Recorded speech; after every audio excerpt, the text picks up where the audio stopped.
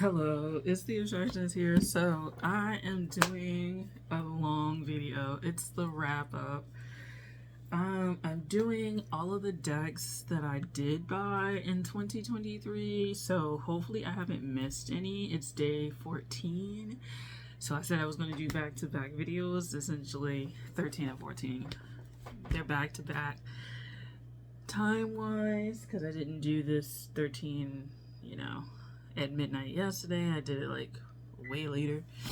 Anyway, so I bought decks 2023. It was not a no-buy year. It wasn't anything like that. I basically just didn't buy decks that I thought I wanted. Anyway, put my charger on, Harry Potter and the Goblet of Fire's on. So, fire. So I'm gonna do the only personal deck that I got was the Hoodoo Tarot. So I'm not a Hoodoo practitioner, although I find Hoodoo to be kind of interesting. It's really cool.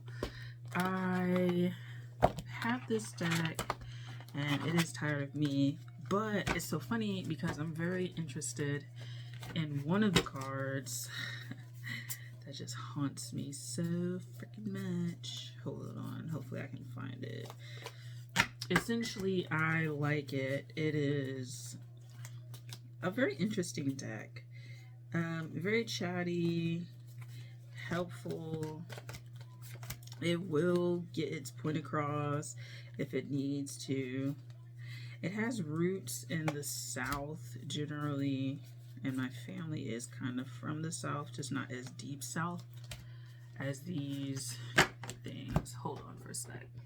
So yeah, so it's basically a deck that's rooted in African American traditions in the South. It's not voodoo, it's hoodoo, which is a different system, different kind of, yeah. Right, and so a lot of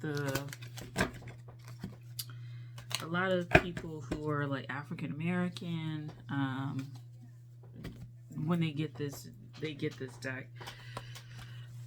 This is the hoodoo version, the New Orleans Voodoo Tarot. This is that one, but it's on that path. The reason why I'm interested in this card is because I didn't know when I got it that this was going to be on here. So first of all, it looks like somebody I know. It looks like somebody I know that I used to talk to. And then two, this is the symbolism that I'm trying to study with the Bakongo, the Daikinga. And so, yeah, it's kind of interesting because it's the Hanged Man and Gullah Jack. And you can look up Gullah Jack's history.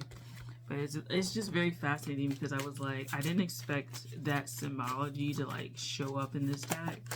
But it is. So there's that. So I've been kind of reading up on Gullah Jack and stuff like that. And oddly enough, Gullah Jack is also Bakongo, which is very interesting because that is the group that I feel most drawn to. So it's just so funny that this deck came. I decided to get this deck when I did because, yeah, now I have this deck.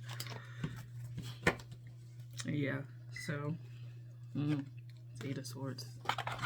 He's coming up. This is a deck that kind of gets tired of me asking me questions all the time. So I try not to. I don't really find the guidebook for this that helpful. So, if you're looking for a stellar guidebook, I don't really feel like it's a stellar guidebook. It just is it's just okay to me. The explanations for the majors I feel is a lot greater in depth, but the minors not so much. The cool thing is you do get a plant or root kind of thing. So if you're into the herbal part of hoodoo or just root work, herbalism in general, then you probably would like that. But I don't really like the descriptions in the book. I don't know. Okay, so let's get into some decks. Let's start with like the non-tarot ones. So the Oracle. And I have quite a few up here right now, because I'm going to try and get all of them. So first is the Pixie. I bought this one. Spirit Speak is the company, and basically I got this one. I haven't really used it in too many readings, like out or anything like that. I just decided to get it. I really enjoyed it. I've been waiting to get it for a while, and then I don't know if it was on sale or not, but I ended up just getting it. And then, yeah, so it's a round deck. If you like round decks, then this will be good for you. The guidebook isn't that descriptive, so if you are more intuitive of a reader, then go for it. Next is the Vessel Oracle. I didn't really. This one was kind of disappointing in comparison. The artwork is nice, but I just kind of feel like I don't necessarily resonate with it the most. So I don't know if it's gonna stay in 2024, but it was cool. You know, if you're interested in like decks with like keywords and all of that kind of stuff, then this is one. And it's a pretty interesting, quirky one. I feel like I would rather have the Holly Simple like oracles. It seemed like that is more my vein, and I feel like what those decks have to say may be a little bit more my speed. So, you know, there's that. So the next two I have Stacey DeMarco, Oracle of the Universe, and Queen of the Moon Oracle. Essentially, I got these. This one is more like moon cycles and things like that. Obviously, the Moon Oracle. And I don't know where this is going to go, nor do I know where the Oracle of the Universe is going to go, because I just feel like I'm not on this Oracle wave. Like, this is not the Oracle wave that I'm normally on. So, I don't know whether this is what they look like. This one is really cool, though, Oracle of the Universe, because it does a lot of, like, the star systems and stuff like that. And then it has, like, Lyra, Palladium, you know, Andromeda, stuff like that. So those are those two. I have Bando Tune In cards. I ended up using the Deck of Emotions more than this one. I only used this like once or twice, and I think it was more for myself than like anything. But this is what it looks like. It's like 5 subcategories, and then they have like little things on the back you can read to help you examine your gut, like that's, you know, and then it'll go into detail about what they mean by that. This one was like a rando purchase. Mindfulness on the Go. I did use this in a recent one. I think it's one of the moons. I think Sag Moon, the Sag New Moon. So this one has like it's 2-sided, so it'll say something right, and then you read it, and then on the back is a deeper explanation of them, a little like quote or something. So those kind of stick with that. But I did use this one. I feel like Mindfulness on the Go, this deck is good when you want to like leave a little bit of instruction for the person after their reading. Then this is a deck that you may want to turn to. I'm gonna pause this, get some more decks, and then come back. So we have more decks. I'm gonna take this one. This one is a yogic path. Essentially, I started to get into, I did this one on a whim because I wasn't really I'm not the biggest Vedic astrology, yoga. I'm not the biggest one of those. But yeah, I got this deck, and if you want to study some basics, I guess, of Vedic astrology, yogic path, then this may be one for you. Again, I'm not the biggest oracle person to begin with, and you know, there's just something about oracles that I just be like, We're at the scene where they order the phoenix when all the schools come. So the what is this? It's the Romanian, right? The Romanians, and then the French girls. They come out of nowhere.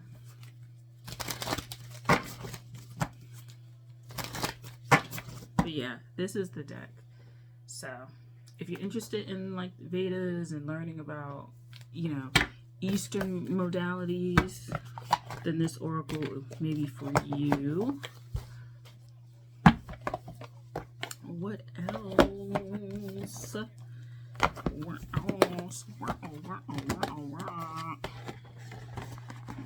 I don't want to edit all this. Next we have, I'm gonna do this one because these three are four kind of go together.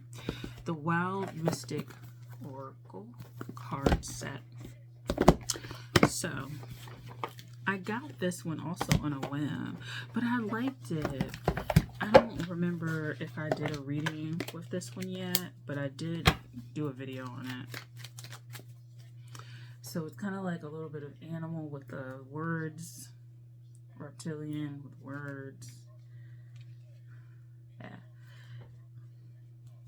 Insect with the words. With words.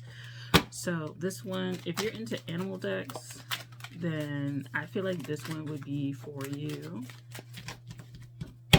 because you get like that, you get a keyword and you can kind of go off of that. The only other, well, I have the one by Kim Kranz, like the animal spirit one. I have that, and I think I have like another one. Animal decks aren't the biggest to me, maybe because I don't work with animal spirits, and also I kind of feel like it's just not where my mind is when it comes to like practitioner work, like working with actual animals. Even, I mean, I am one, right? Even though I'm an animist, I personally don't like. Sorry, it's like the movies give me. Okay, hold on. Let me turn this off. Let me turn this shit off.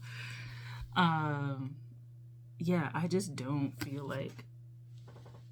I'm not like somebody who's like the bear spirit and the lion spirit and stuff like that. Like, it's cool, whatever. Hold on, I'm gonna just pause so I can watch this little section. I'm sorry, I'm watching this. You know how they do the extended versions online? I swear to God, like I don't remember seeing this part where they were singing the Hogwarts song, cause like the teen schools were looking. The girls' school and the Romanian school, they was looking like, what? Get these talentless people out of our faces.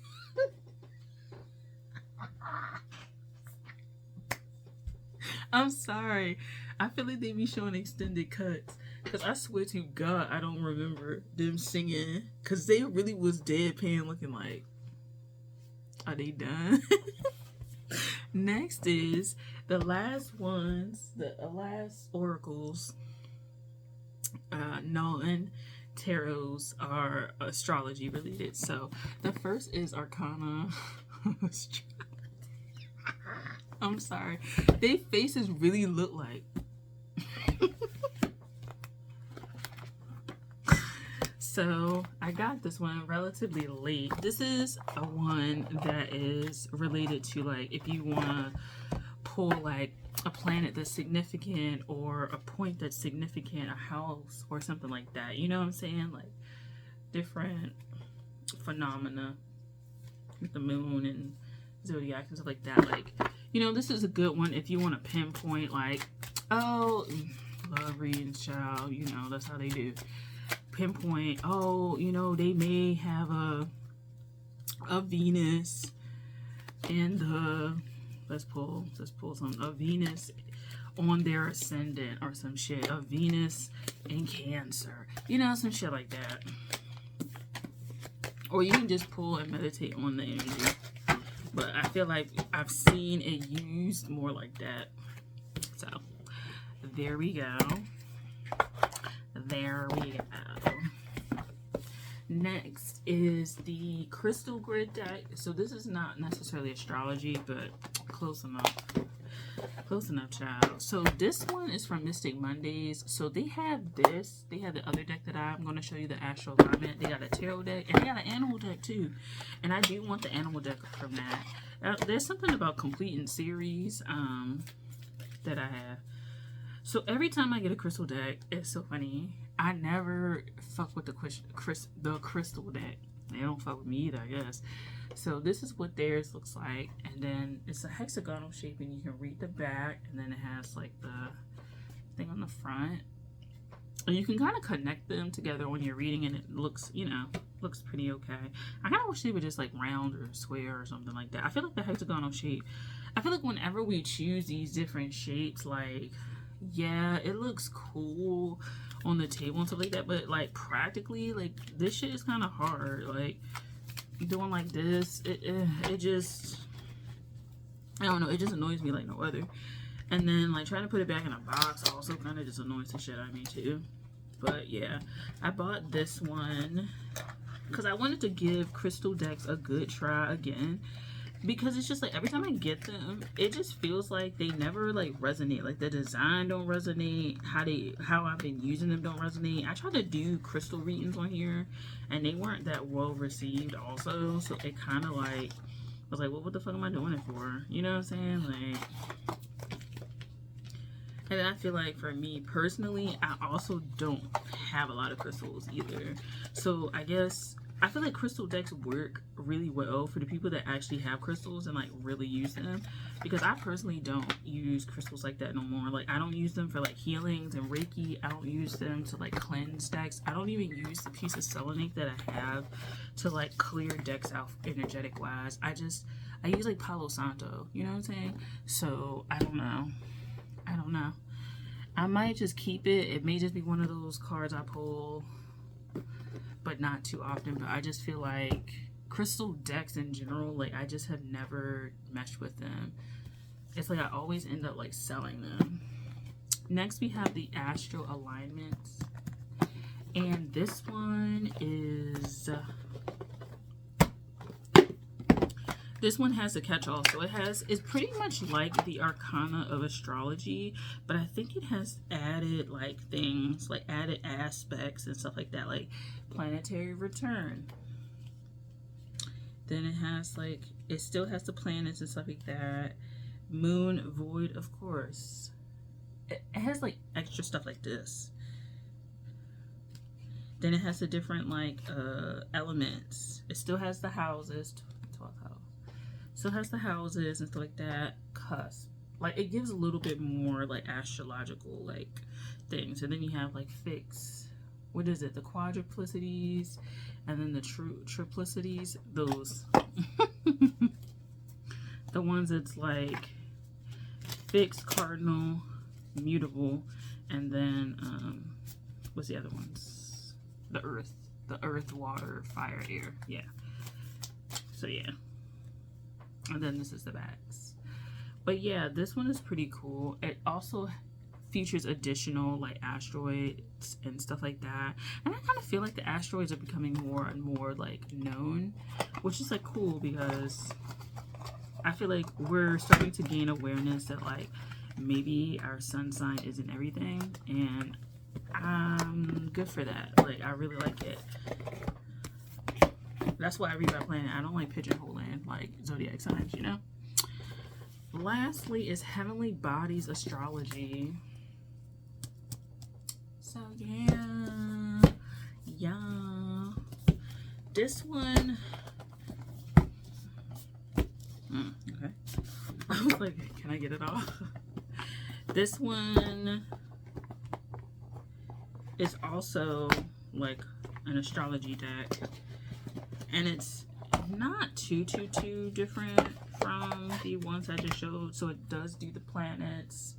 It does the zodiacs. It does like asteroids. You know, it also does like trine, conjunct, opposition, and stuff like that. The astral alignment one does that too.